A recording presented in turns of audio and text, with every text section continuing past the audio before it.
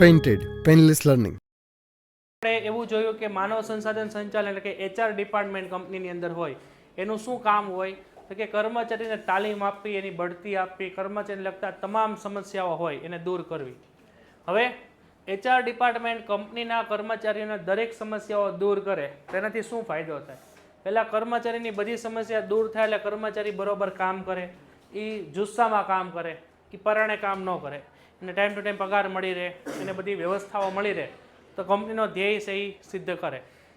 અહીંયા કંપનીમાં બે ધ્યેય આવતા હોય, એક વ્યક્તિગત ધ્યેય હોય અને એક કંપનીનો ધ્યેય હોય.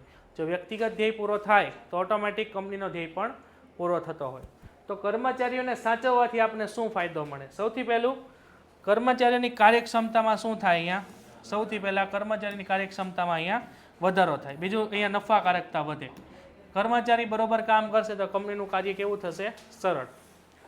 પછી કંપનીની પ્રતિષ્ઠા વધે. તમે જો કર્મચારીને ટાઈમ ટુ ટાઈમ પગાર દેતા હો ને અને એની બધી સુવિધા આપતા હોય ને તો એ માર્કેટમાં તમારા વખાણ કરે, અને પગાર ન દેતા હોય તો તમારું ખોટું બોલે માર્કેટમાં કે આ કંપનીમાં કામ ન કરાય, હા કે ના? તો તમારી પ્રતિષ્ઠા વધશે. પછી વસ્તુને સેવાની ગુણવત્તા ઊંચી જશે એટલે તમારી ક્વોલિટી સારી થશે, કારણ કે કર્મચારી બરોબર કામ કરશે. કર્મચારીઓમાં જૂથ ભાવના, ગ્રુપમાં એ લોકો કામ કરશે. સાધનોનો મહત્તમ અહીંયા ઉપયોગ થશે એટલે કે જમીન, મૂડી, શ્રમ, નિયોજક છે એ આપણા સાધનોનો વધુ ઉપયોગ થશે. કર્મચારીઓ બગાડ કેવો કરશે? ઓછો. ફેરબદલી દર ઘટશે. કર્મચારી બરોબર કામ કરતો હોય તો તમારે એને ઘડીએ ઘડીએ બદલવા ન પડે. જો કર્મચારી બરોબર કામ ન કરે તો તમે શું કરો? એકની બદલે બીજો લાવો એટલે એ પાછો 2-3 મહિના શીખે, વાર લાગે, પાછો એની બદલે ત્રીજો લાવો એટલે કંપની એમાંથી જ ઊંચી ન આવે. તો આ બધા ફાયદા છે.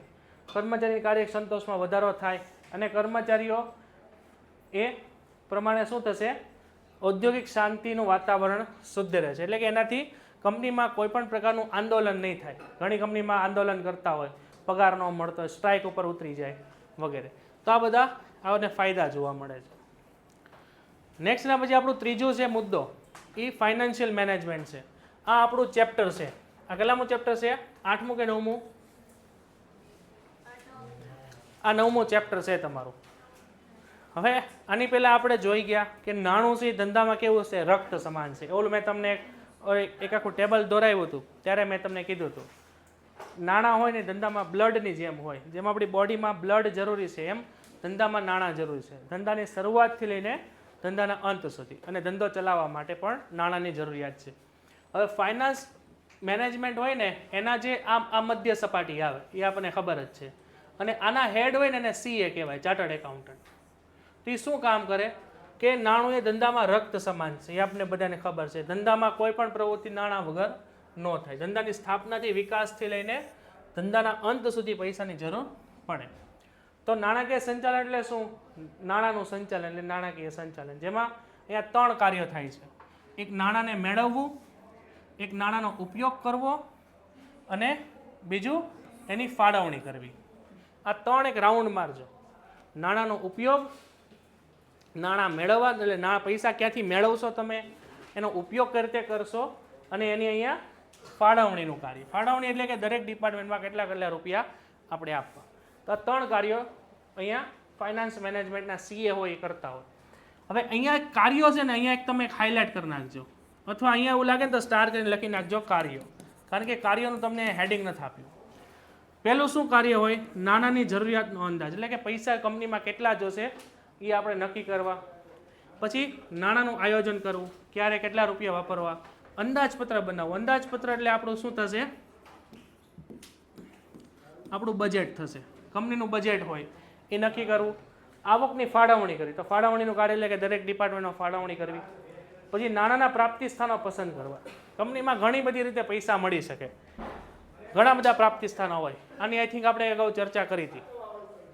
નવો ભાગીદાર આવે, પૈસા લઈને આવે, બેંકમાંથી તમે લોન લઈ શકો, કંપનીનો જે નફો હોય એને ધંધામાં પુનઃ ઉપયોગ કરી શકો, બરાબર? કંપનીના અનામત પૈસા હોય તમે વાપરી શકો, શેર બહાર પાડી શકો. ઘણા બધા પ્રાપ્તિ સ્થાનો હોય. એમાંથી કયું પ્રાપ્તિ સ્થાન આપણી માટે સરળ છે અને કયું પ્રાપ્તિ સ્થાનથી આપને ઝડપથી પૈસા મળશે એ નક્કી કરીને ત્યાંથી પૈસા મેળવવા. નાણાં મેળવવા માટે કાર્યવાહી કરવી એટલે અહીંયા પ્રાપ્તિ સ્થાનમાં છેથી જેથી નાણાં મળશે એની પ્રોસિજર કરવી. પછી નાણાંનો યોગ્ય ઉપયોગ કરવો અને અંકુશની વ્યવસ્થા. પૈસા ઉપર કંટ્રોલ રાખવો બહુ જરૂરી છે, નકર આપણા પૈસા છે ખોટી જગ્યાએ વપરાય છે, તો એ ન થાય એવું ધંધાનું ફાઇનાન્સ ડિપાર્ટમેન્ટ જોતું હોય. પછી નાણાકીય નીતિ નક્કી કરવી, આને અંગ્રેજીમાં કહેશું આપણે મોનેટરી પોલિસી. આ મોનેટરી પોલિસી તમારે 12મા ધોરણના અર્થશાસ્ત્રમાં આવશે, આખો ટોપિક બેંકને લગતું એક ચેપ્ટર છે ને એમાં. અહીંયા એ જે મોનેટરી પોલિસી છે એની અંદર bank rate, repo rate, reverse repo rate એ બધું આવશે. એ આખા દેશની મોનેટરી પોલિસી છે જે આરબીઆઈ નક્કી કરતી હોય. આ જે મોનેટરી પોલિસી છે એ કંપનીના બોર્ડ ઓફ ડાયરેક્ટર નક્કી કરતા હોય. આખા વર્ષમાં પૈસાનો ઉપયોગ કેટલો કરશું ને ક્યાંથી આપણને આવક મળશે, આવક જાવક.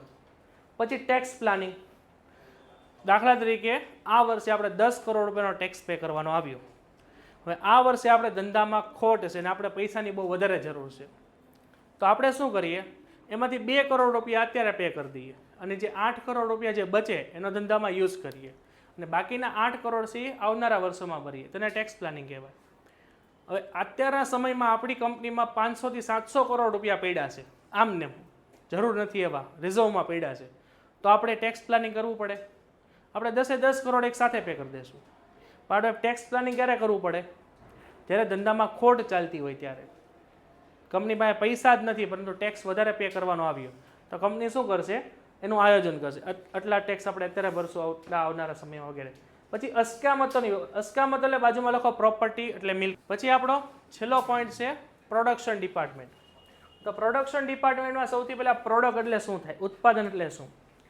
એક કાચો માલ હોય એના ઉપર માનવીય પ્રયત્નો દ્વારા એને વપરાશ યોગ્ય બનાવવામાં આવે એને ઉત્પાદન કહેવાય.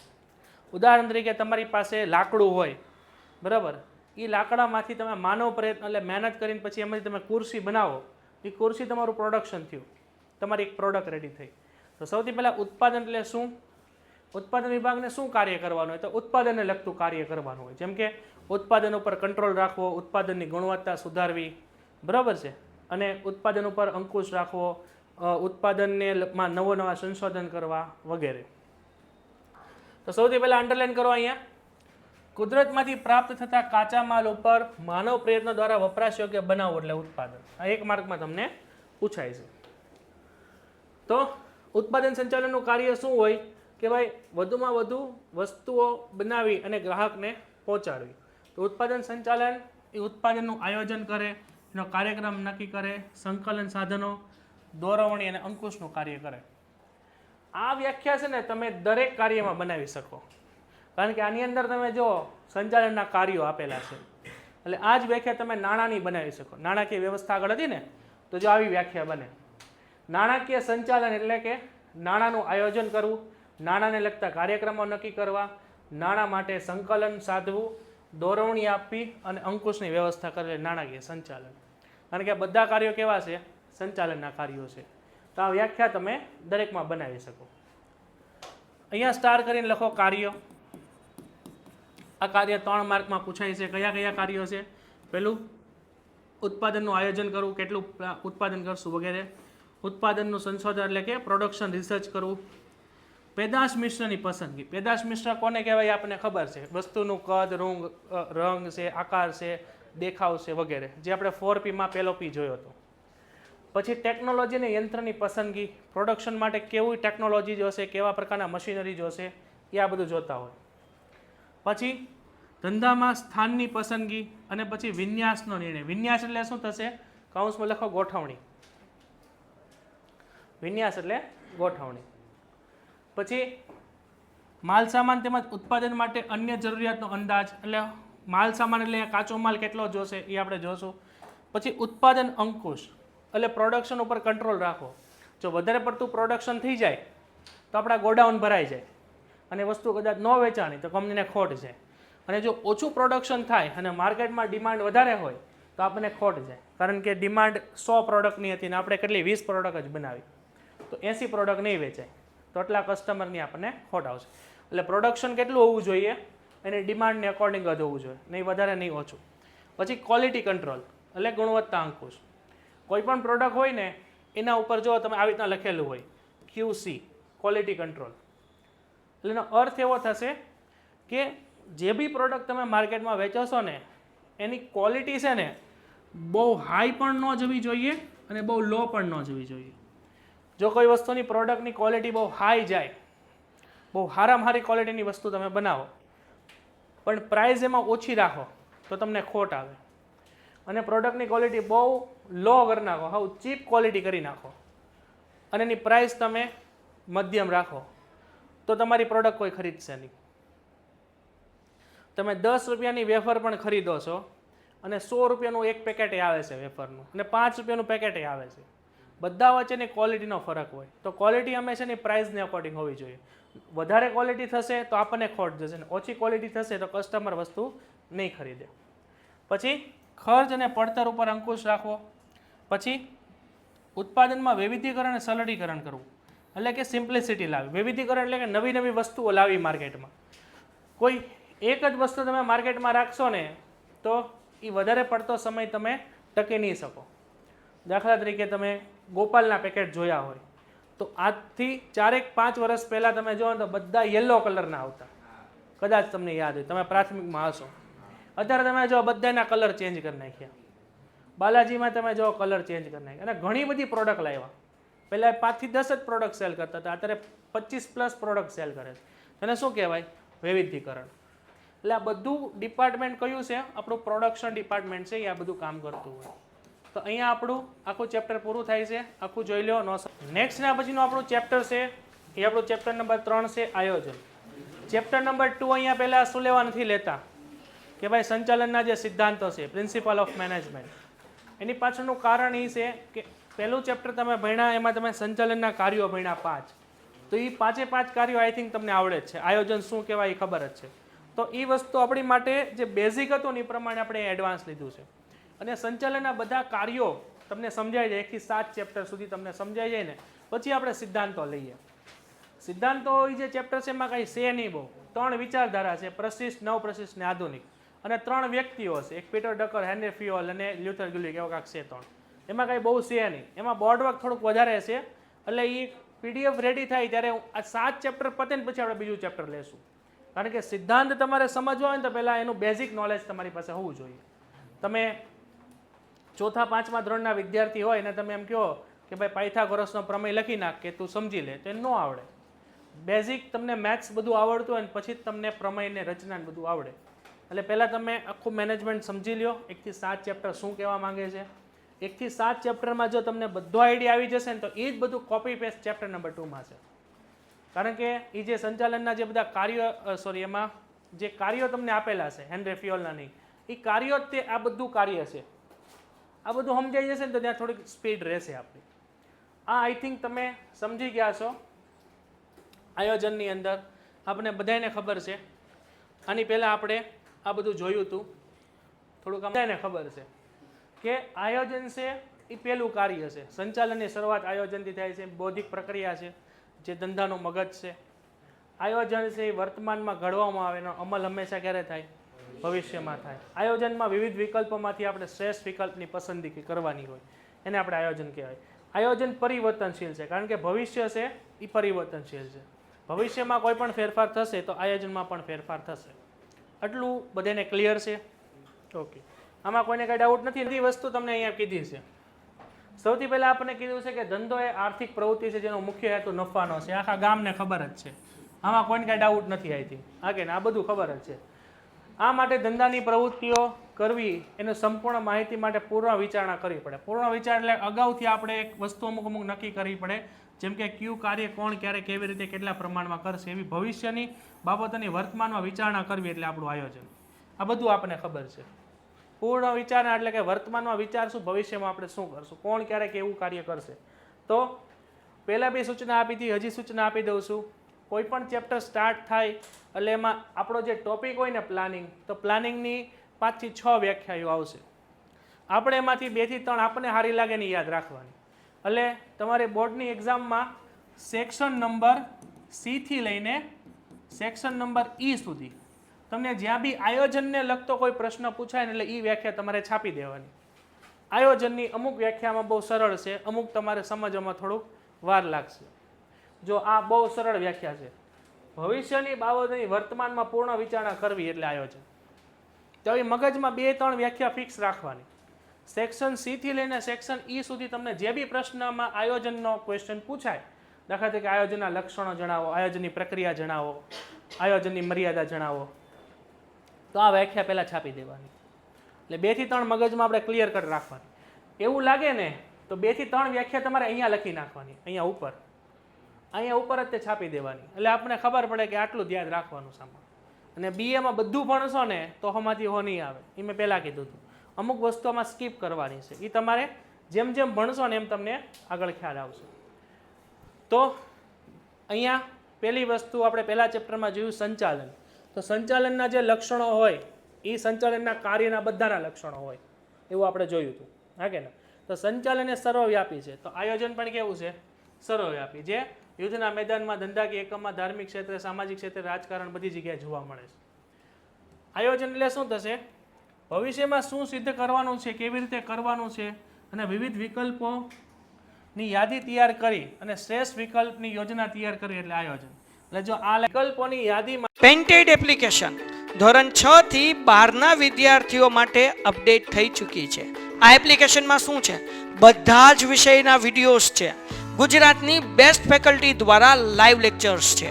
આઈએમપી પ્રશ્ન છે, ટેસ્ટ સિરીઝ છે, અને ગુજરાતના તમામ વિદ્યાર્થીઓ સાથે તમે તમારી કમ્પેરિઝન કરી શકો છો.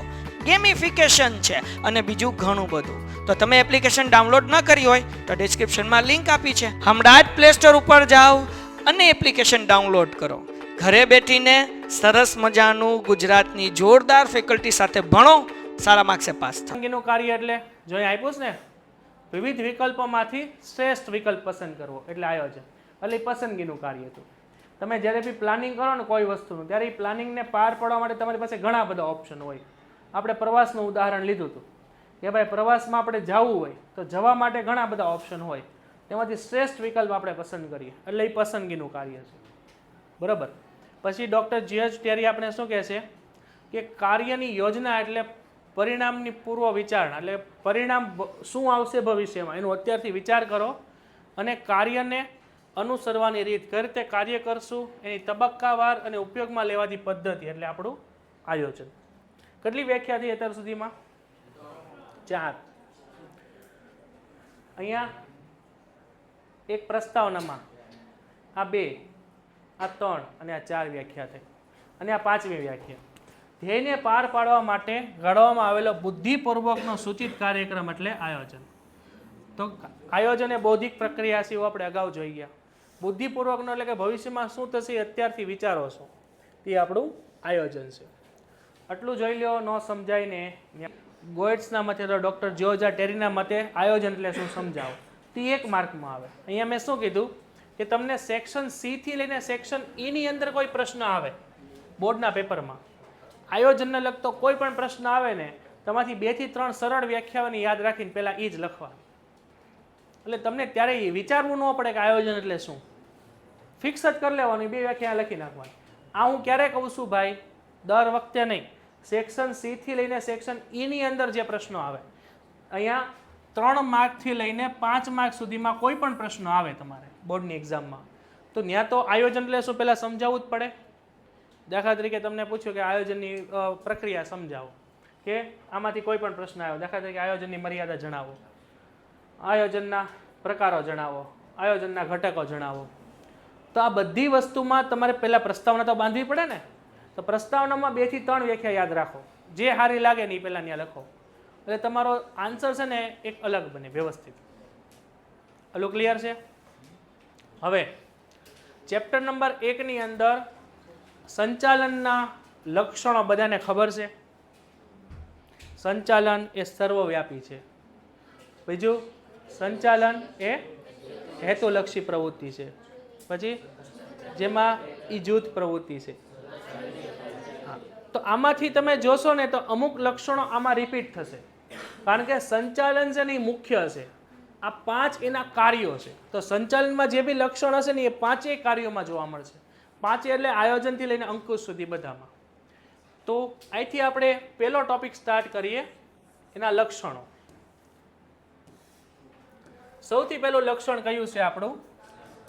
સર્વવ્યાપી. જો સંચાલન દરેક જગ્યાએ જોવા મળતું હોય તો આયોજન એ દરેક જગ્યાએ જોવા મળે એવું આપણે અહીંયા જ કહી દીધું. જોયું, આયોજન એ સર્વવ્યાપી છે.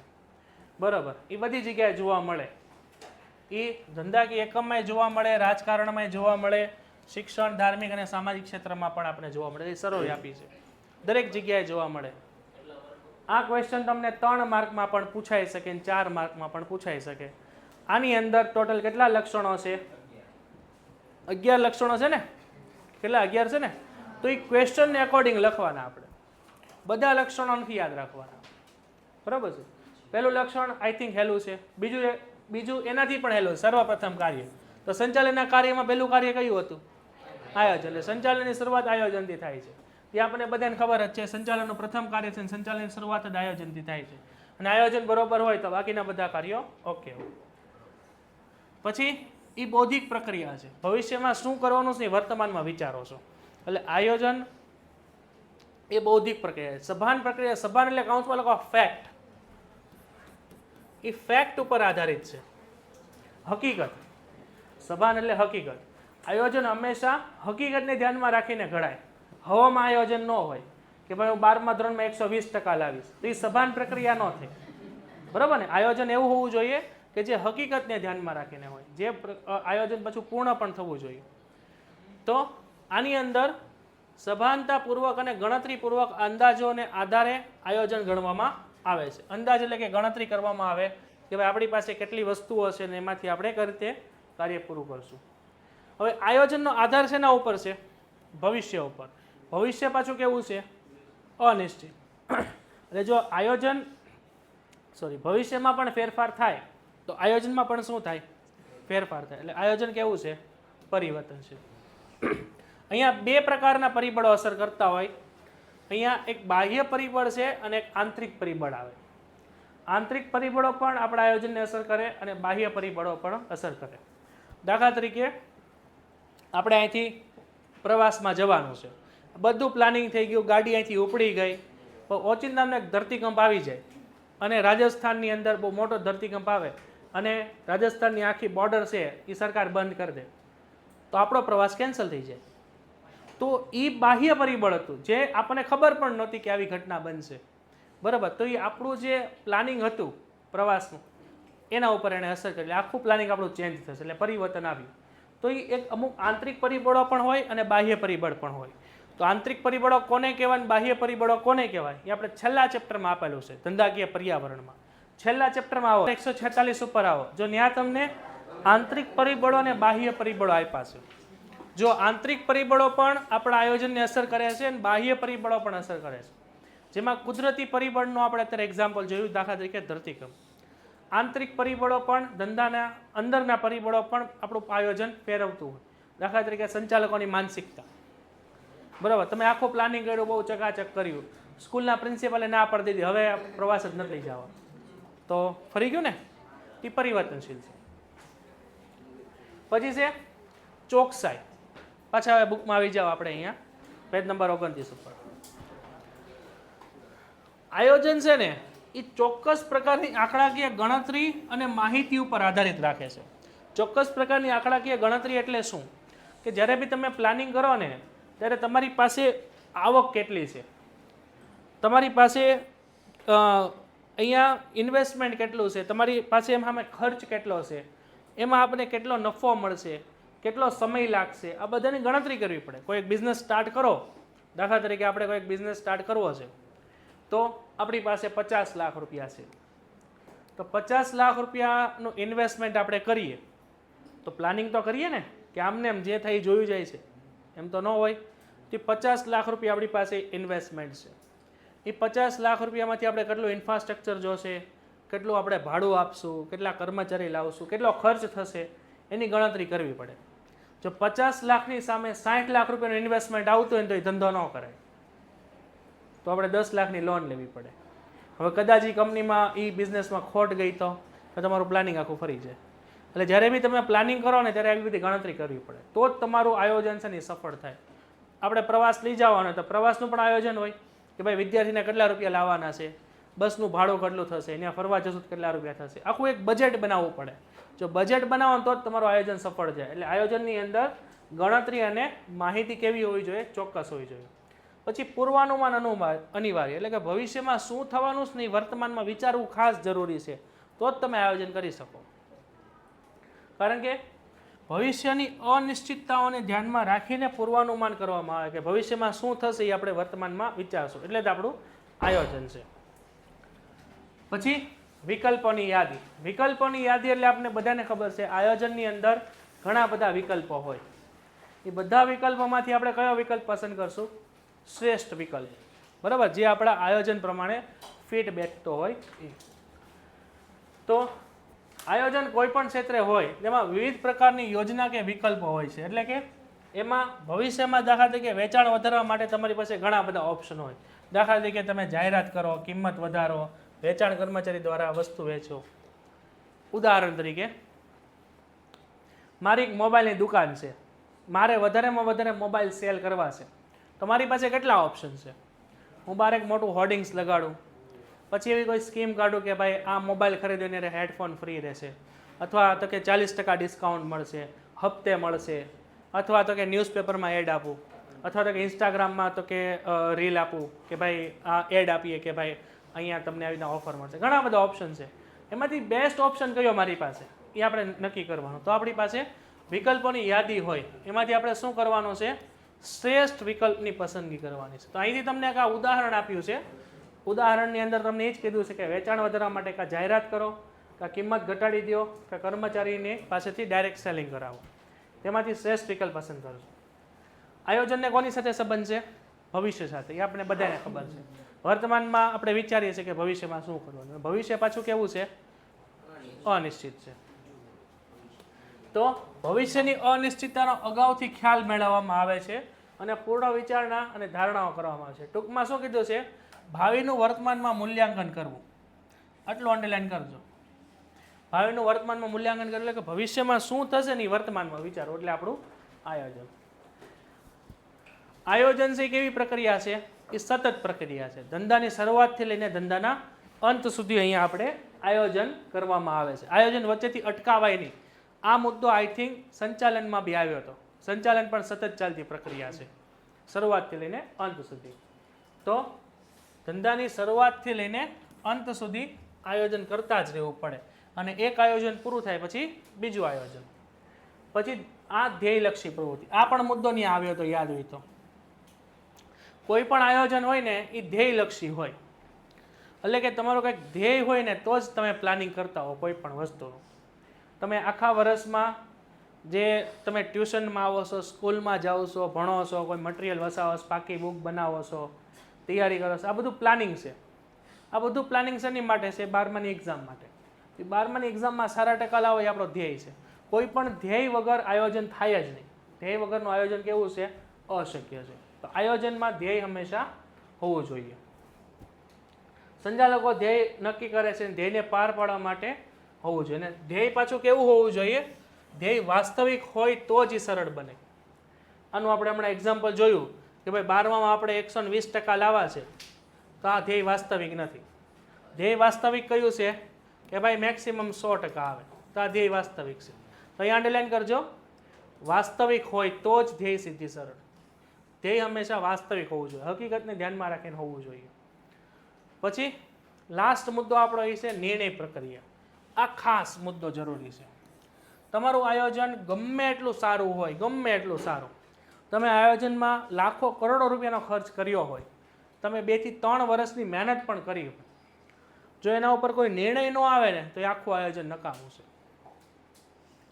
ભારતમાં એક સંસ્થા છે ઈસરો, તમને ખબર હોય તો, આપણી Indian space research organisation, ISRO. આ સંસ્થા છે એ ભારતમાં સેટેલાઇટને, અંતરિક્ષને લગતું બધું કામ કરે છે. હવે અહીંના જે 10 વૈજ્ઞાનિકો છે, એણે એક સેટેલાઇટ બનાવી છે, કે એવો પ્રોજેક્ટ હાથમાં લીધો છે. એ સેટેલાઇટનું કામ શું છે કે ભાઈ સરળતાથી દરેક કોમ્યુનિકેશન થઈ શકે અને સ્પેસની અંદર સૌથી ઓછામાં ઓછા ખર્ચે વધુમાં વધુ કામ આપી શકે, એવો એક એ લોકોએ પ્રોજેક્ટ બનાવ્યો. અને એના ઉપર એ લોકોએ 5 વર્ષ મહેનત કરી. 5 વર્ષ મહેનત કરી અને એક સેટેલાઇટ અથવા એક રોકેટ બનાવ્યું. ગમે એ આપણે એક એક્ઝામ્પલ તરીકે જોઈએ. 5 વર્ષની મહેનત છે અને એ લોકોને એની પાછળ 25 કરોડ રૂપિયાનો ખર્ચ થયો છે. આ 25 કરોડનો ખર્ચ શેની માટે છે? અહીંયા આયોજન માટે, પ્લાનિંગ માટે. એ લોકોએ રિસર્ચ કર્યું હશે, એક્સપેરિમેન્ટ કર્યા હશે, ઘણું બધું. 25 કરોડ રૂપિયાનો ખર્ચ લાગ્યો, 5 વર્ષની મહેનત થઈ, એ આખો પ્રોજેક્ટ રેડી કર્યો. પછી એણે ગવર્મેન્ટ ઓફ ઇન્ડિયાનું સ્પેસ ડિપાર્ટમેન્ટ હોય, department of space and technology, ત્યાં એ લોકોએ રિપ્રેઝેન્ટ કર્યું. ગવર્મેન્ટે આખો પ્રોજેક્ટ જોયો, બધું ઓકે થયું, પણ ગવર્મેન્ટે ના પાડી દીધી કે આ પ્રોજેક્ટ આપણે અમલમાં નહીં લાવીએ. તો તમારું આયોજનમાં તમે 5 વર્ષની મહેનત છે, 25 કરોડનો ખર્ચ છે, આયોજન બહુ સારામાં સારું છે કે ભાઈ સસ્તામાં સસ્તું આપણે સેટેલાઇટ કે રોકેટ કે કોઈ પણ વસ્તુ બનાવીએ જેનો સ્પેસમાં ઉપયોગ થાય, આપણા દેશ માટે ઘણું ફાયદાકારક છે. આટલું સારું પ્લાનિંગ હતું, પણ સરકારે એને ના પાડી દીધી. એટલે સરકારે એના ઉપર નિર્ણય ન લીધો. તો આ બધું કેવું થઈ ગયું? નકામું. 5 વર્ષની આપણી મહેનત પણ પાણીમાં ગઈ, 25 કરોડ રૂપિયા પાણીમાં ગયા. તો આયોજન ઉપર હંમેશા શું આવવું જોઈએ? એક નિર્ણય આવવો જોઈએ. તો આપણે શું કીધું છે અહીંયા આયોજનમાં શ્રેષ્ઠ વિકલ્પની પસંદગી કરવામાં આવે છે. તેમાં વિવિધ વિકલ્પોની વિચારણા કરવામાં આવે છે. ત્યારબાદ શ્રેષ્ઠ વિકલ્પ પસંદ કરી યોગ્ય નિર્ણય લેવામાં આવે છે. એટલે કે આયોજનમાં નિર્ણય પ્રક્રિયા કેવી છે ભાઈ? જરૂરી છે. નિર્ણય વગર આયોજન કેવું છે? નકામું. ગમે એટલું સારું હોય.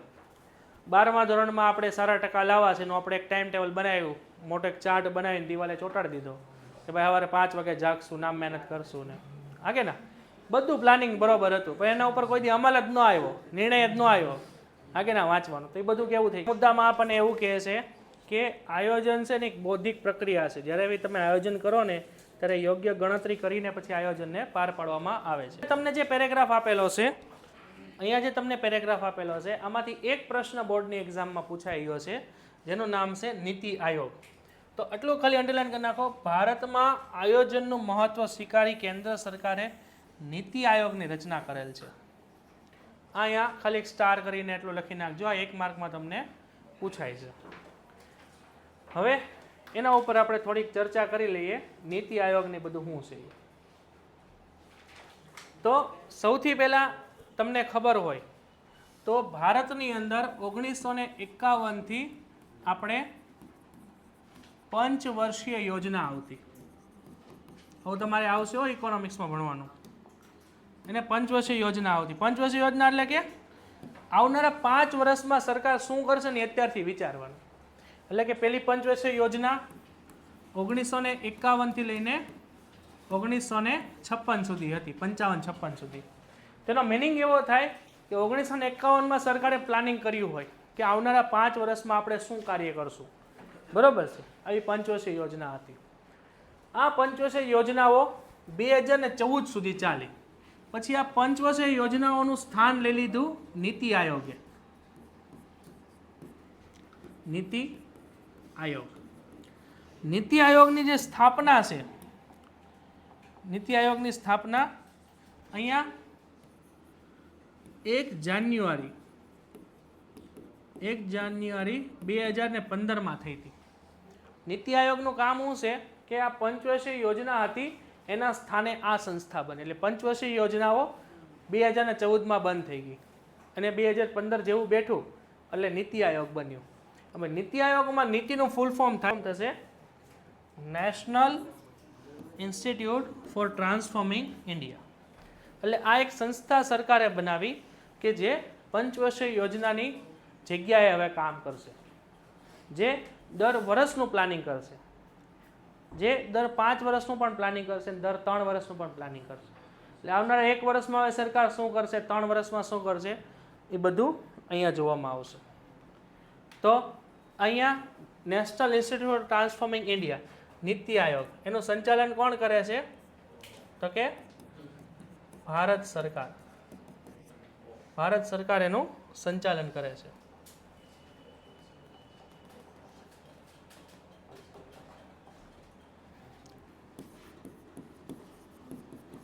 સંચાલન કોણ કરે છે?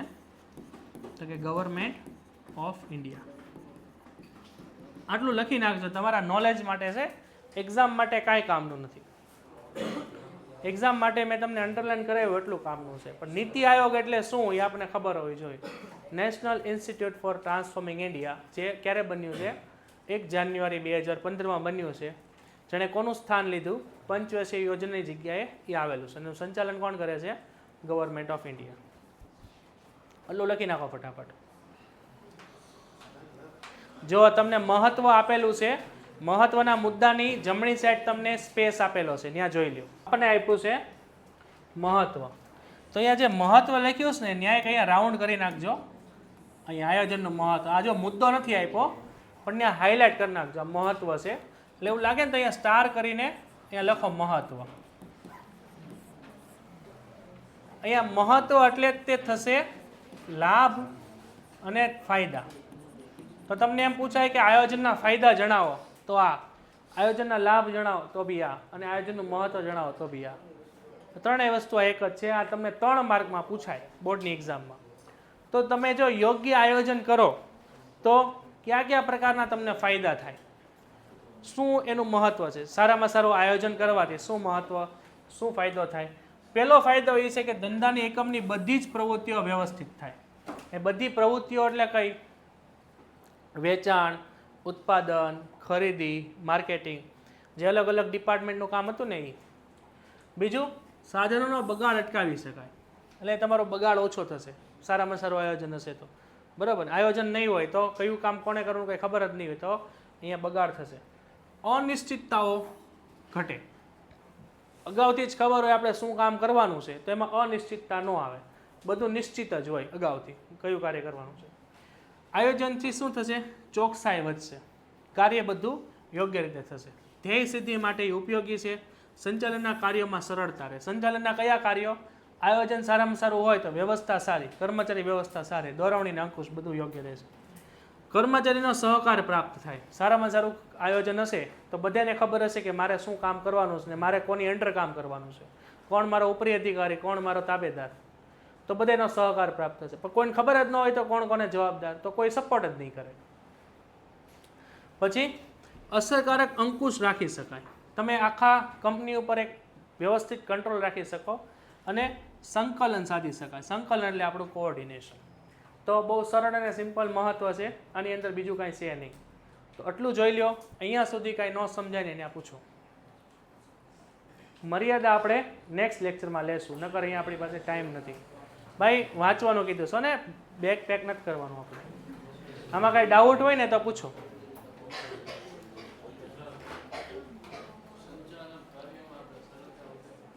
શું સંચાલનના કાર્યોમાં? હા, સરળતા વધે એટલે સંચાલન અગાઉથી જ નક્કી કરેલું છે કે ભાઈ કોણે કયું કાર્ય કરવાનું છે. તે કામ કે અટકશે નહીં, બધું સિસ્ટમેટિક લાઇનમાં કન્ટિન્યુ ચાલશે, જેનાથી કોઈ પણ પ્રકારની પ્રોબ્લેમ વચ્ચે નહીં આવે, એટલે સરળ રહે કામ. હું છે આપણે અહીંયા જો અત્યારે આયોજનનો ખ્યાલ કમ્પ્લીટ થઈ ગયો, વ્યાખ્યા કમ્પ્લીટ થઈ ગઈ, લક્ષણો કમ્પ્લીટ થઈ ગયા, મર્યાદા એક બાકી છે ને. આપણે આ 4 મુદ્દા બાકી છે, એટલે 4 મુદ્દા આઈ થિંક મેથી 3 લેક્ચરમાં પતી જશે. જો આ ચેપ્ટરમાં આટલું સ્પીડ કેમ રહી? પહેલું ચેપ્ટર તમે પ્રોપર સમજ્યા એટલે. પહેલા ચેપ્ટરમાં તમને આયોજન પરફેક્ટ સમજાઈ ગયું એટલે અહીંયા તમારે બહુ વાંધો ન આવે. ઓકે, તો અહીંયા સુધી રાખીએ. પેન્ટેડ એપ્લિકેશન ધોરણ 6 થી 12ના વિદ્યાર્થીઓ માટે અપડેટ થઈ ચૂકી છે. આ એપ્લિકેશનમાં શું છે? બધા જ વિષયના વિડીયોઝ છે. ગુજરાતની બેસ્ટ ફેકલ્ટી દ્વારા લાઈવ લેક્ચર્સ છે, આઈએમપી પ્રશ્ન છે, ટેસ્ટ સિરીઝ છે અને ગુજરાતના તમામ વિદ્યાર્થીઓ સાથે તમે તમારી કમ્પેરિઝન કરી શકો છો. ગેમિફિકેશન છે અને બીજું ઘણું બધું. તો તમે એપ્લિકેશન ડાઉનલોડ ન કરી હોય તો ડિસ્ક્રિપ્શનમાં લિંક આપી છે, હમણાં જ પ્લે સ્ટોર ઉપર જાઓ અને એપ્લિકેશન ડાઉનલોડ કરો. ઘરે બેઠીને સરસ મજાનું ગુજરાતની જોરદાર ફેકલ્ટી સાથે ભણો, સારા માર્ક્સે પાસ થાઓ.